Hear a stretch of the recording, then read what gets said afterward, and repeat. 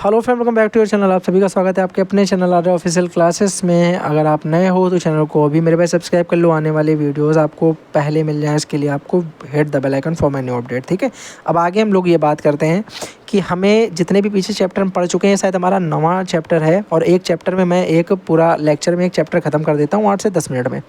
पूरा आपको समझा देता हूँ कैसे बताना है, कितना पढ़ना है, उतना ही मैं लिख के लाता हूँ, उतना ही मेरा स्मार्ट नोट्स होते हैं। बिल्कुल ज़्यादा बवाल इसमें कुछ भी नहीं है।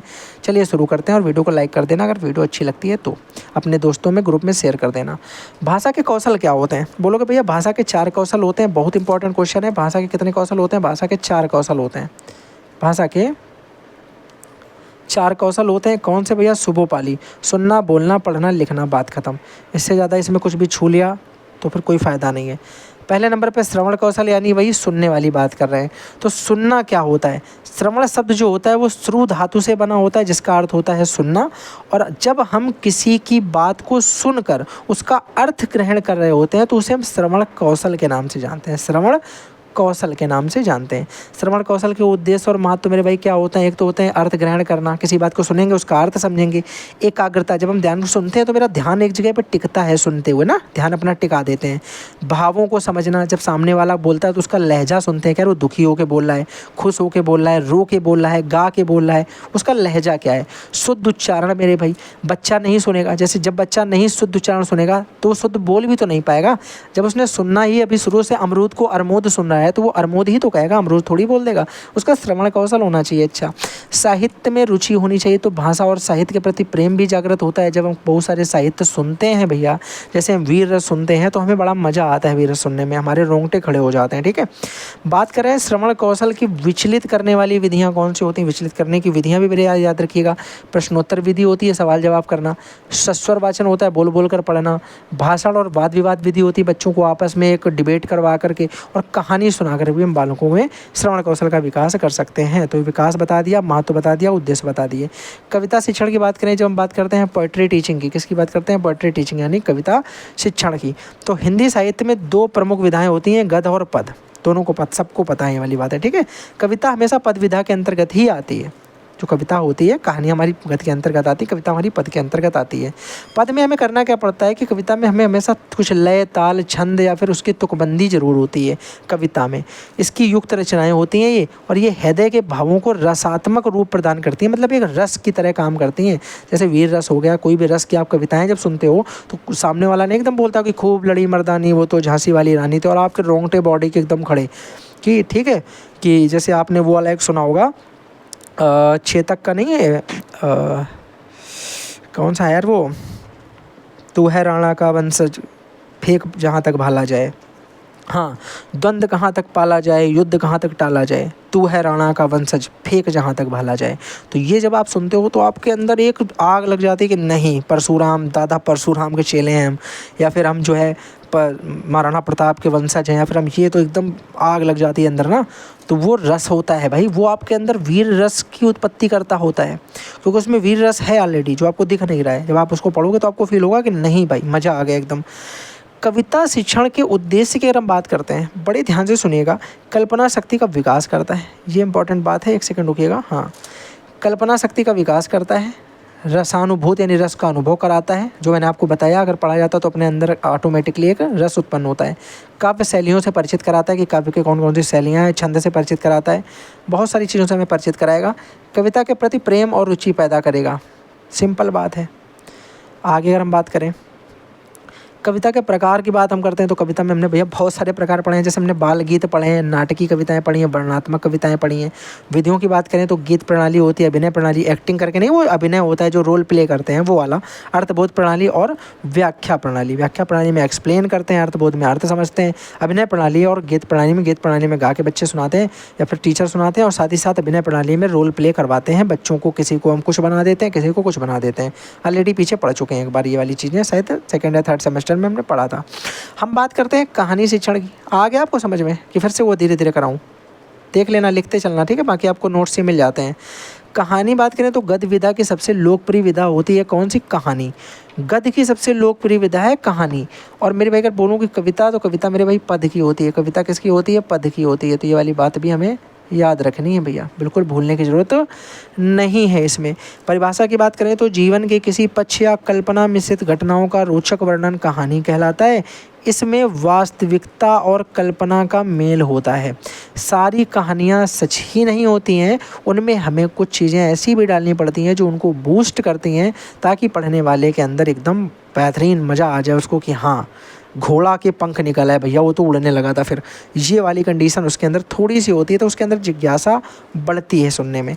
बात करें अगर हम कहानी के लाभ क्या होते हैं, तो एक तो नैतिक मूल्य बच्चों के अंदर ईमानदारी की बात कराते हैं, दया सिखाता है, साहस सिखाता है, नैतिक गुणों का विकास करता है। जैसे आपने एक कहानी सुनी होगी, एक लकड़हारा होता है। लकड़हारा वाले कहानी में हम लोग वहाँ तक वो बातें सच मानते हैं कि एक लकड़ी काटने गया, उसकी कुल्हाड़ी छूट के उसके हाथ से नदी में गिर गई, सच मानते हैं वहाँ तक कि नहीं। फिर जल देवता को उसने नदी के देवता को प्रकट कर लिया, थोड़ी थोड़ी सी झूठ लगने लगती है, लेकिन मज़ा फिर भी आ रहा होता कि हाँ। फिर नदी देवता के पास जब कुल्हाड़ी गिरी है तो उनको नहीं पता कि अभी लकड़ी वाली गिरी, अब वो परीक्षा ले रहे हैं। अच्छा, ये चीज़ें क्यों की गई अब आपको समझ में आया? क्योंकि कहानी हमारे अंदर नैतिक मूल्यों का विकास करना चाहती है। अब बताओ, अगर ये चीज़ें नहीं करोगे तो ईमानदारी कैसे सीख पाते उस कहानी से? कैसे सीख पाते उस कहानी से ईमानदारी? आप ही बताओ ना, कैसे सीख पाओगे? आप नहीं सीख पाओगे। ऐसे अगर हम बात करते हैं भैया सृजनात्मकता की, तो बच्चों की सोचने और नई बातें बनाने की शक्ति जो बढ़ती है वो किससे बढ़ती है? कहानियों से बढ़ती है। नई बातें बनाने की शक्तियाँ बढ़ती हैं उसमें। मनोरंजन तो मेरे भाई मज़ा तो बहुत आता है, यह सीखने की प्रक्रिया को बेझिल, मतलब एक तरीके से बोझिल, जो बोझ होता है उसको कम कर देती है, बोझिल नहीं होने देती है। जैसे नहीं कि अगर आपको कहानी की तरह कुछ बताएगा, आपको याद हो गया, मूवी हो गई, मूवी आपने एक तरीके से पूरी एज स्टोरी देखी, आपको पूरी कहानी याद होती है। लेकिन मैं आपसे बोल दूं कि एक बुक ले लो और बुक को पढ़ो बैठ के, और उसमें कुछ कहानी ना बन रही हो, याद करना हो कुछ। अब देखो भाई, आधों की तो है जो है, क्या बोलूँ मैं, आधों की तो दशा ख़राब हो जाती है, ठीक है। तो वो वाली कंडीशन से बचने के लिए कहानी का प्रयोग किया जाता है, ताकि बोझ को कम किया जा सके, चीज़ों को अच्छे से समझाया जा सके। अब हम बात करेंगे मेरे भाई लोकगीत यानी फोक सॉन्ग्स की। तो परिभाषा होती है कि लोकगीत वे गीत होते हैं जिन्हें किसी क्षेत्र का पूरा समाज अपनाता है। यानी कोई एक क्षेत्र है जहाँ का पूरा समाज जो है उसे अपनाया होता है, उसे हम लोकगीत बोलते हैं। स्थानीय भाषा में होते हैं और हमारी संस्कृति के वाहक होते हैं। एक तो ये हमारी वहीं की क्षेत्रीय लैंग्वेज में, जैसे यहाँ के क्षेत्र में एक चीज़ होती है आलखंड या फिर कुछ भी, तो इस क्षेत्र के सब लोग इसके बारे में जानते हैं और इसे अपनाते हैं, इसको एक्सेप्ट करते हैं, और इस क्षेत्र की ही बोली में इसको हम यहाँ पे गाएंगे, ठीक है। इस क्षेत्र की ही बोली में इसे गाया जाता है।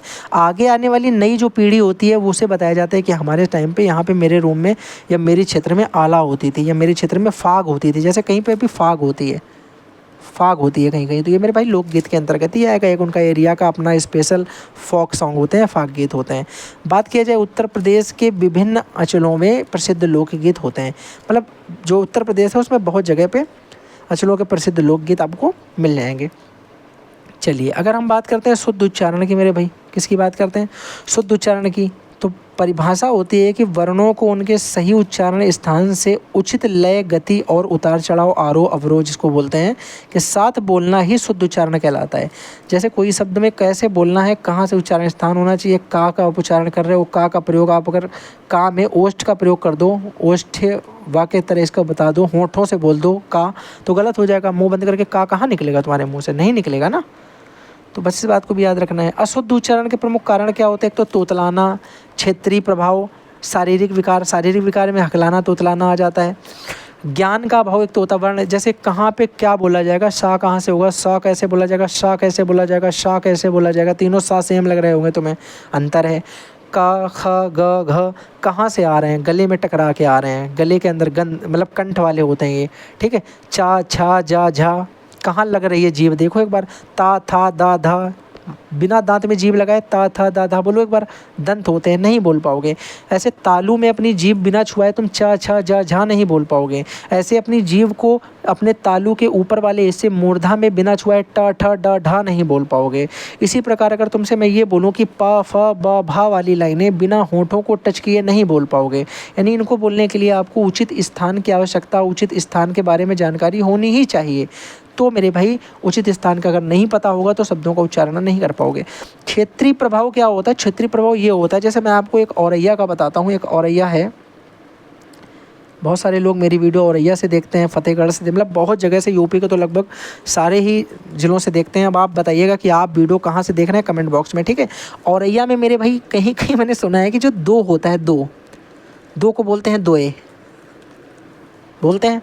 अब दो को दोहे बोलते हैं तो ये उनके क्षेत्रीय प्रभाव के कारण उनके लैंग्वेज में जो है वो विस्थापन है, उनके लैंग्वेज में विकार है, ठीक है।